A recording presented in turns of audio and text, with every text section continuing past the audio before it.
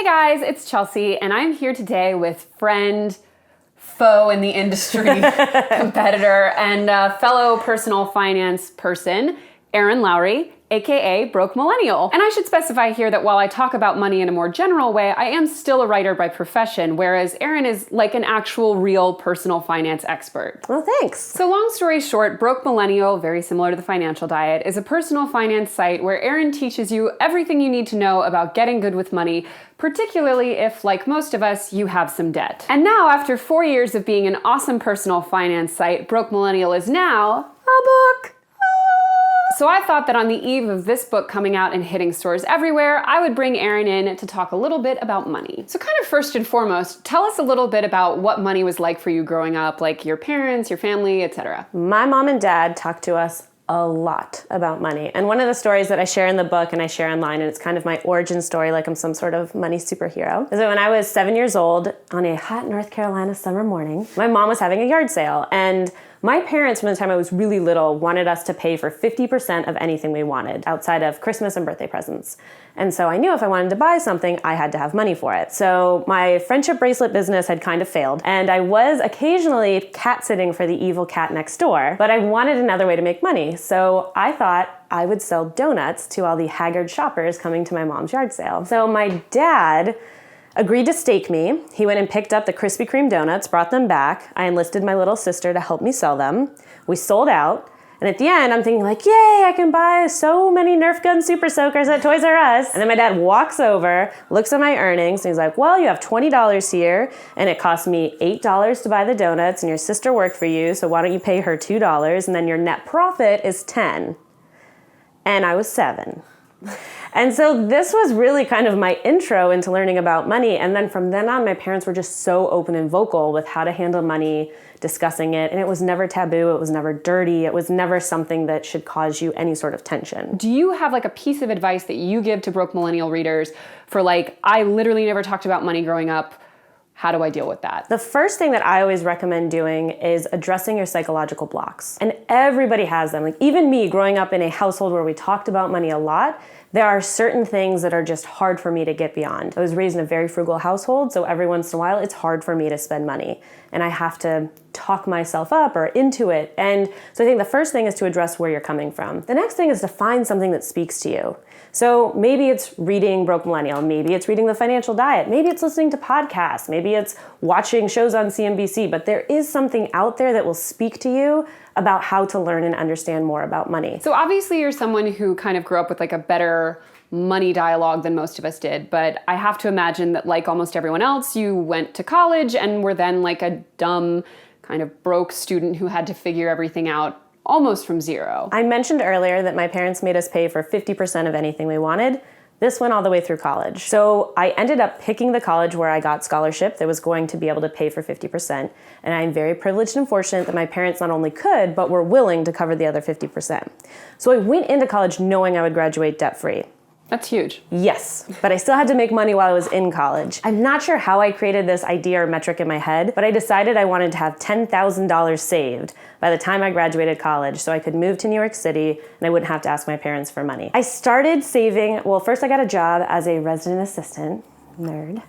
And so I started saving very aggressively very early on, and I would just pick up any odd job I could find during the summers. If I was able to work, I would, and I would just save until I actually did end up saving about $10,000. So a big part of it was actionable goal setting. So $10,000 sounds like this big, intimidating, lofty number. Honestly, even to me today, that sounds like a lot of money. So I broke it down in terms of, all right, $2,500 a year, that sounds a lot easier. I knew that RAs got paid $6,000 a year in order to be an RA, and since my cost of living and my tuition expenses were covered, I could pocket that money. So a little bit of it did go towards, going to the bars and going out and doing what college kids do, but I also started putting a lot in savings. The other thing was setting up baby gates for me, kind of not only in my mind, but so I physically had a harder time getting to my money. And one of the very strange things I did that certainly not everyone can do because it depends on your relationship with your parents, but I started sending my dad the money I wanted saved. So instead of putting it in my own savings account, I transferred it to my dad's savings account.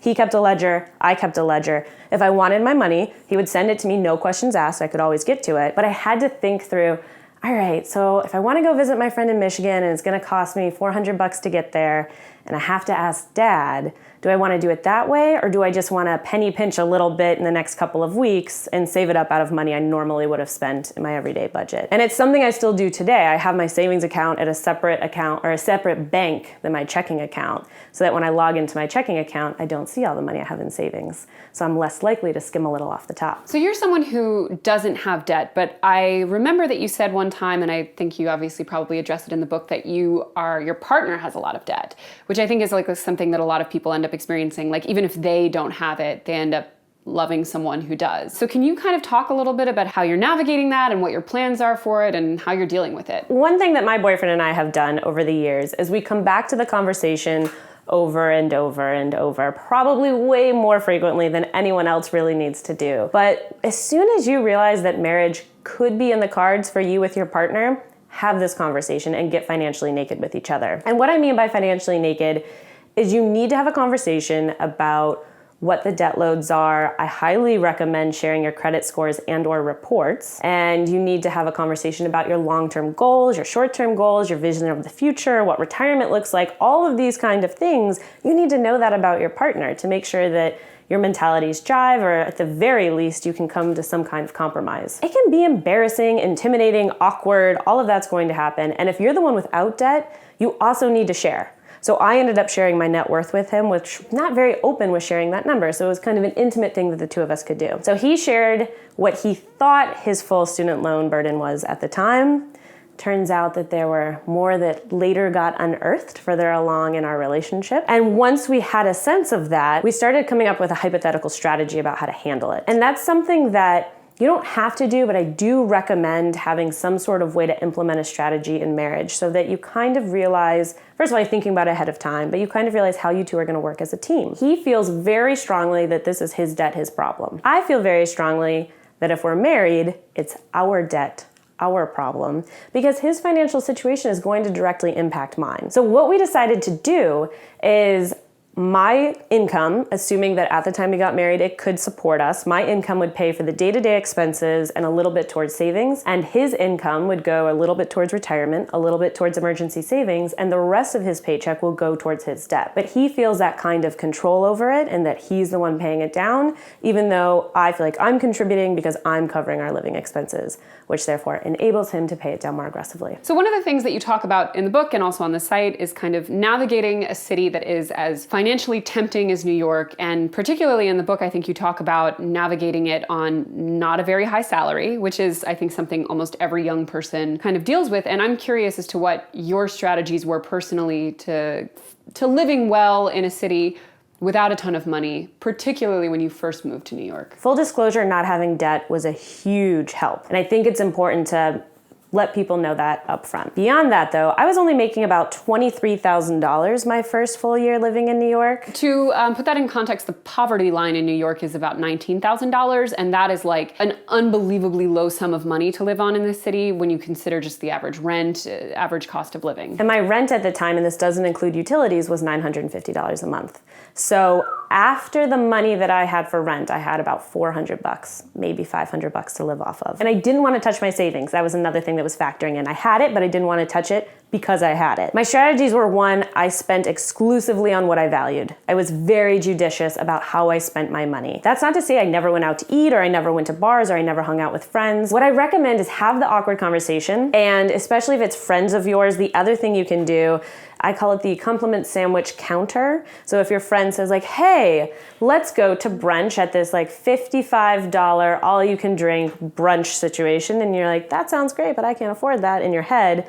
How about you say, that sounds amazing, I would love to do that. However, my budget's a little tight right now, or whatever insert reason you can't do it here, and then counter with, maybe we grab a bagel and go for a walk in the park, or maybe you come over and I cook, or some other option that you can give to your friend. You'll find a lot of people are more than willing to compromise with you, especially if they drastically out-earn you, which friends are pretty good at figuring out very quickly. The other part is just being truthful and honest with your friends and about your financial situation. And on the flip side, you can't resent them if they decide to go do the expensive thing and you can't do it. Totally. You have to be very okay with the fact that if they can afford to do it and they want to go do it, that's okay. So lastly, this is something we talk about kind of a lot on the channel because I think a lot of people who are not quite good with money want to know what they can do today, this minute, to help them get on the right path. So what is like if you can do one thing today for your money, you should do it? I'm not gonna say the B word,